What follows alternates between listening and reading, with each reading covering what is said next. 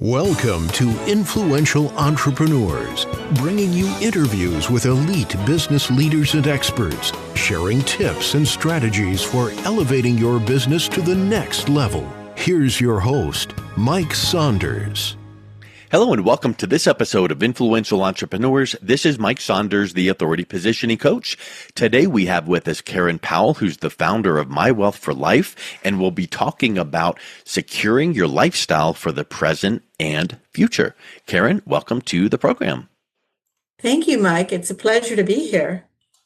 Yeah, I'm looking forward to talking with you. And I always love when I hear a topic or a title and it's like, oh, that just sounds great. You know, people want their lifestyle to be secure, like guaranteed income or secure lifestyle or a promise of, this transformation. So I'm excited to talk with you about that. But before we dive in, give us a little bit of your story and background and how did you get into the financial services industry? Yeah, well, after I achieved my BA and did my master's studies, I actually worked in Europe. I was an economics consultant at the UN in Vienna, Austria, and then I was also a marketing executive for 3M Germany, and did some international speaking. I decided to become a financial advisor because that had been a long-term passion of mine, the investment and finance side. And I did that in Düsseldorf, Germany, and then returned to the U.S. And I don't know, after returning to the U.S., I obtained my certified financial planner designation and decided that that's an important part of the way that I wanted to conduct business, and that is to provide holistic planning for folks. And also on the side, I was a radio host and I was a member of the Planning Association in Atlanta, Georgia, where I reside. Well, in any case, at that time, back in 2003, I established my own financial practice. And since then, I've been working with doctors, dentists, and business owners, and some real estate investors. So essentially, the aspect of our business also is improved by the fact that I have certifications in cash management and cash flow, insurance, and estate planning.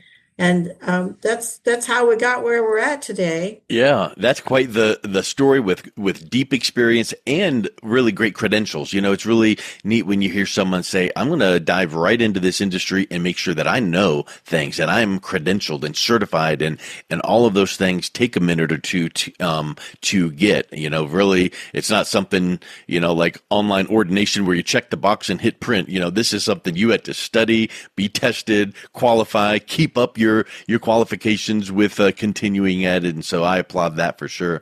So you work with medical professionals and business owners. Let's talk a little bit about how they can picture in their mind what a secure lifestyle for today and the future looks like. I feel like sometimes people think about retirement and they just go, here's this certain number, and they're striving for that, and they don't even know whether it's enough or whether it'll last long enough. But you're talking about securing a lifestyle. What does that mean?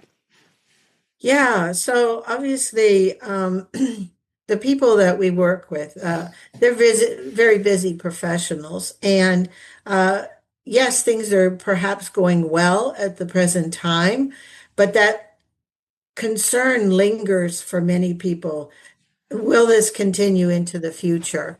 And that's where I step in and we talk to about what are the things that could impact this track that they're on, or impact it and derail perhaps their plans for the future. And some of those we can just eliminate or minimize with planning from an early start. So I do suggest that when people start in their career or their business, it is a wise thing to get going as soon as possible in this type of planning, just to remove all of the little hurdles that can come along the way so that basically they can just proceed with their busy lives.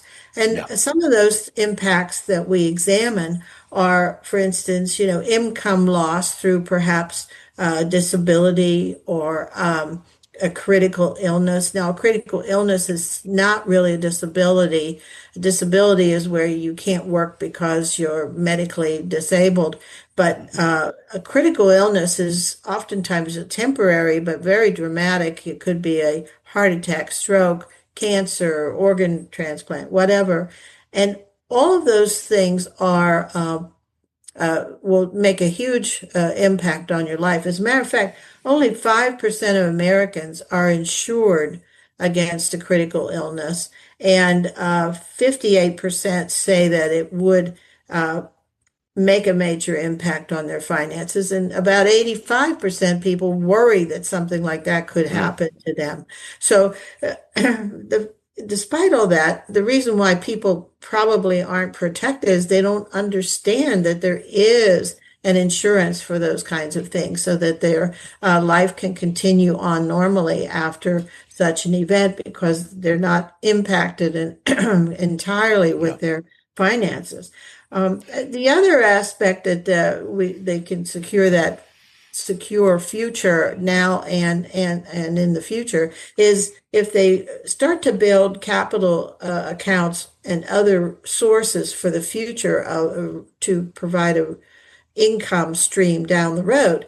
And that's how they use that discretionary income if they have it by setting that aside and starting to build up those resources for the future. And when you have those kinds of things working, then you're not as concerned about your long-term Yeah. future. A couple things that came to my mind when you mentioned that, and from an uneducated person like me, you're the expert. When you mentioned critical illness, is that similar to the need for long-term care? Because I think about, people that go into some level of long-term care facility, whether it's the basic assisted living or actual, memory care, things like that. How does critical illness relate to long-term care? Yeah, that's a very good question. So critical illness has to do with the actual health event. Okay. And, those are specified types of events that are covered. The long-term care is where you cannot fulfill two of the daily living activities, such as eating, toileting, dressing, and a number of things like that. Okay. And, long-term care, people think, well, that my disability insurance will kick in then, but it can last for a long time and it may not Yeah. actually have that impact. And there was a case where a fellow was riding, businessman was riding his motorcycle and was incapacitated for 18 months, and his long-term care actually took care of that. And then, he got back on track again and was able to fulfill all of his work Yeah. expectations. So therefore, it can handle something at any time in life, but oftentimes people think about it for the elder Yeah. years. And I've heard a statistic. You threw out a few statistics that were pretty staggering, but isn't it true that around 70% of all people will need some type of long-term care, and then a very staggeringly low percent actually have that planned for? That's so right. And Hmm. that's why it's so important that these things need to be addressed ahead of time because when those needs come about, A, you can't get the insurance, and Yep. B, the cost might be so much that you can't have enough to pay for that. Whereas if you've been building that kind of protection all along, you don't have that big concern like, how am I going to address this? Yeah, it's like, hey, I just wrecked my car. I wish I'd gotten car insurance. Let me go shop around. Well, it's too late. Can't And do and it. to your point, the longer you wait, then the age is a factor, the health is a factor, the price is a factor. And I know, maybe down the road you can talk about some of these things too, but I know that there are some options to go, hey, here's a type of a financial tool that can provide long-term care if you need it. But if you don't need it, then it still is working away and providing you the financial protection as well. So it has multiple uses. But let's kind of keep on the track of the securing a lifestyle. What are you now going to recommend for key strategies? So these are some of the triggers. What are some of the key strategies in building a plan that would bring this peace of mind that you're talking about?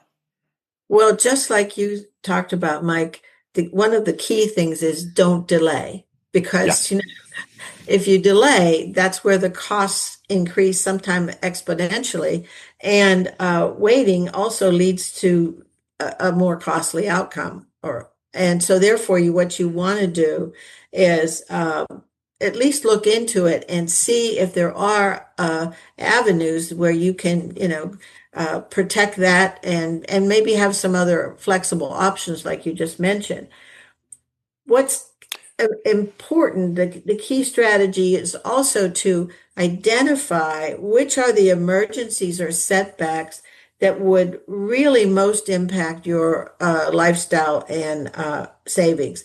And as you may have heard, this statistic is that health issues, health events are one of the three biggest things that lead to bankruptcy. Now, Yeah. of course, Yeah. that can happen, and bankruptcy can happen to anyone, high earners or whomever, because obviously they can't adjust very quickly because of those enormous healthcare costs. So that's very important to protect against those emergencies and oftentimes predictable events, but you don't think about them until they occur.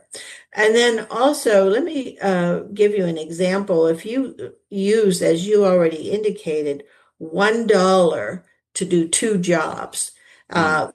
that's my mantra. So how can we make this the most optimal and efficient strategy? So, for instance, there are life insurance and even some annuity products that will also cover long-term care. And so, like you said, if you enter into that kind of need, then it may reduce the amount of insurance or annuity that you have, but you have those funds available to you. And so those are really very efficient ways to handle those issues. But it's also key to put all of the planning in a Yeah. written document and ensure Yeah. that all the family members know about it. Let me just give you an example there. There was a patriarch who did all the estate planning, all of the planning for his spouse and his heirs. And unfortunately, he was in a coma in the hospital. And because he hadn't communicated the planning that had been done, his offspring and spouse went all around town undoing these titles and Mm. documents and bank accounts, etc., and basically upended the whole plan, which he would not have desired, and they didn't realize what was going on because that lack of communication. So you can make the best plans possible. Yep. If you say, well, my wife or my kids aren't all that interested, well, you need to make sure that communication's done. And that makes me think of something else, which is all of these things we're talking about are not something you can just go out and Google or Chat GPT and go, tell me this and click done and it's all set up, because they're intricate and advanced, and you need someone like yourself to sit down with you. But then once it's in place and documented, how often are you recommending that you should review it? Because the plan might be great for you at this stage of life, but in 2 or 3 years, not that the plan was ever wrong, but maybe life circumstances changed and we need to just make a little tweak or an adjustment. So how often are you recommending to review the plan? Well, I advise folks to when any life event changes, a new grandchild or, an illness or whatever, that your plan gets renewed. Now, there's a little difference between some segments of the plan. The financial plan might be reviewed much more often. The estate plan might be every 3 to 5 years. It just depends, as I said, what events or changes come in the meantime.